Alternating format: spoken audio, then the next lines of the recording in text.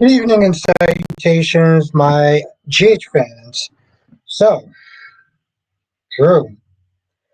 Drew seems like he is hell bent, determined to undermine the person that he claims to love, right? As far as her defense.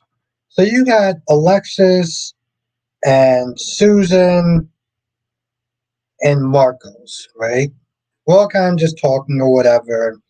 Um, Susan even agrees to just kind of stay there, just to be a buffer between Alexis and Drew. Drew comes into a Willow, and right off rip, he starts acting like a dick. I'm like, bro, I don't know what time in the morning this is. I'm assuming it's early. Let me tell you something.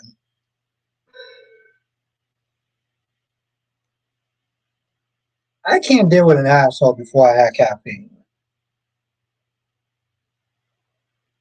I just simply can't. I will go to jail. Okay? So he comes in there and he's just like, oh, what part of private didn't you understand?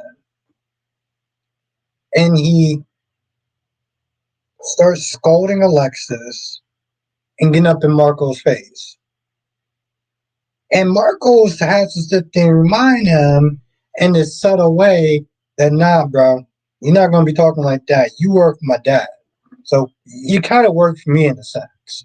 By basically saying something along the lines of, you don't want my father to have his to be annoyed that his interest was being ignored or something. At that point, that energy definitely dropped down to a fraction. But he was like, listen, I gotta leave. I got other things to do, so he leaves. And he tries to kick out Susan, but Willow's like, no, no, no, let her stay. I'm going over the testimony, whatever. Let's do this. I want her here. I'm like, bro, you are making this so much more difficult than you have to be. It's like, do you get off on this power trip that you're on? So anyway, Alexis starts off with Drew asking him to sit there and kind of go over the testimony. He's like, why do I have to do that for? What? I don't want to sit there and relive it. I'm like, bro, just shut up and do it. Like, what is so difficult? So he does it. And at one point, he almost seems like he remembers something, and then it goes away. And he's like, well, we all know that Michael did it anyway, so I should just sit there and say Michael did it. Alexa's like, don't do that. Don't do that because I have a defense. I have something ready. I have a plan.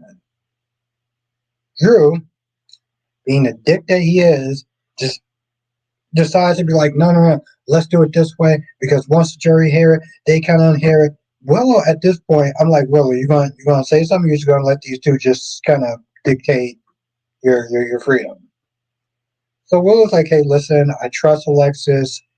Um, I trust her plan. Let's go with her plan. Let's not just sit there and say Michael did it just because. Cool. So she's like, then Willow was like, okay, so what about my testimony? And Willow and I about to sit there and say Nancy. Alexis like, no, I won't need it. And then Willow's like, no, no, you do need it. I have to sit there and testify. I was like, so let me get this straight. You just sat there and said that she was a brilliant lawyer and she doesn't need your interference or anything like that. But then you decide you want to be like, no, no, no, no. You just told him not to like undermine her. And now you're doing the exact same shit. Okay, girl. Listen, I don't want nobody to go to jail for something they didn't do, but you are not helping your case. Now Britt wakes up, sees Jason, has her attitude, and listen, I get it because hangovers are no joke, right? But for the first couple of minutes, she's just being her usual bitchy self to him. Um, Trying to remember what wound up happening the night before, and Jason was like, "Hey, listen, I'm not going to ask you what's inside that medicine until you're ready to tell me." So for the most part, she's just being like between hungover and her usual bitchy self, but she does sit there and thank her for looking out for her. I was like, okay, I guess that's something. I mean, we had 37 or 40 or whatever days of you just being rude and nasty to Jason. Um,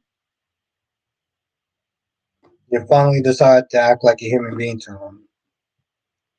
So Jason leaves. And Marco comes over. Marco's is like, hey, listen, here's a new key to the new lab. You're gonna be running yourself and everything like that. And Brit at one point is like, your dad needs me.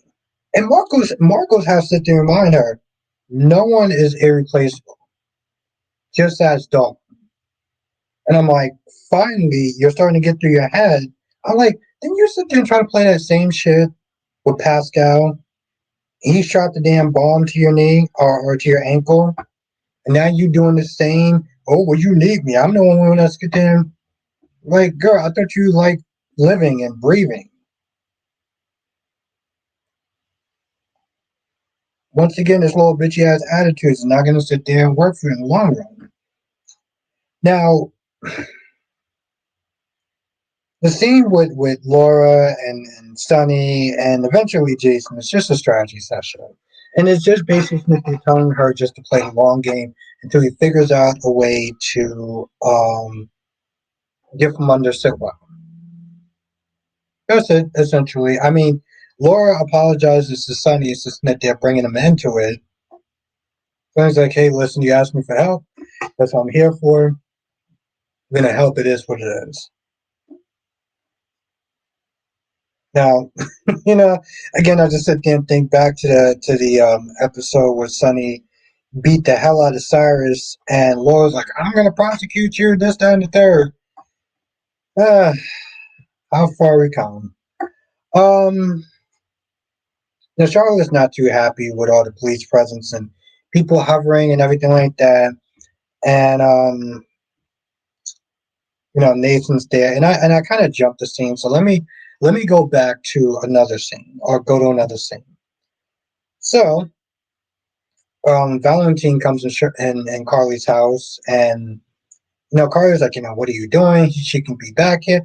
Valentine's like, yo, listen, I didn't break out of jail so I can die of hypothermia. Like, do you understand how cold it was in that shed? Oh, there was blankets or whatever. I think he said it was like tarmac or something like that. Um, and pretty much he was like, yo, listen, what Carly said was like, you can stay in the attic. I'm like, hey, good. Like you say, he didn't break out of jail. Listen, I don't do cold. Okay, I'm from New York and I don't do cold. I generally cannot stand it. So I feel his pain. Now, Valentine wants Carly to do two things. One is get a message to Anna, but Anna's away on assignment, which she's really not. We saw her towards the end, in case I forget this. We saw her towards the end in this like nice little apartment kind of thing going on, but also has like a little glass, um, like one of those like I can see you but you can't see me sort of thing. And she's sitting there meditating, and we still don't know who has her. Anyway, Carly's like, I can't get a message to Anna because Anna's away. So Valentine's like, okay, cool. I need you to get a message to Charlotte. And they have some sort of code where it's like it's a key with either a red ribbon or a blue ribbon. Red ribbon means like danger or something like that. Blue ribbon means like I'm safe, just stay put. It's like, hey, listen, can you just sit there and send me this message? So Carly does that with the jest of, oh, I'm gonna come over, see how everyone's doing. So she stays for a little bit until she sees Jack. And then she drops the key off somewhere on the porch. And when Charlotte goes outside, she sees it. Now, Lulu is livid with Jack. And the thing is, somebody in my comment section in one of my videos said something really interesting. This person, I don't know if it was a guy or a girl, but they pretty much was like, just because you dislike somebody doesn't mean that they're wrong. Lulu wasn't wrong. Lulu was like, Valentine played you. Smith is saying that, I'll give you more information if you have me be a lot closer. And, basically Smith is saying like this whole debacle was your fault. Like he played you. And now you want to sit there and ask my daughter questions to try to find Valentine. Like, no, you're not using her as a pawn. But, Charlotte comes in and Charlotte's like, I answer his questions or whatever. And she doesn't really give too many like things for Jack to go on. And, at this point Jack is like, hey, listen, the longer this goes on, the less likely I can guarantee his safety. So Lulu sends Charlotte away. And it's like, how dare you sit there and try to like manipulate my daughter by invoking danger upon Valentine in order to get answers from her. But Jack in reality was like, hey, listen, I'm not lying about that. Like the longer this goes on, the less likely this will end without somebody losing their life. So he's not entirely wrong. Um, Ultimately, it goes nowhere, but like I said, Shirley does find a key to, let her know that, her dad is safe.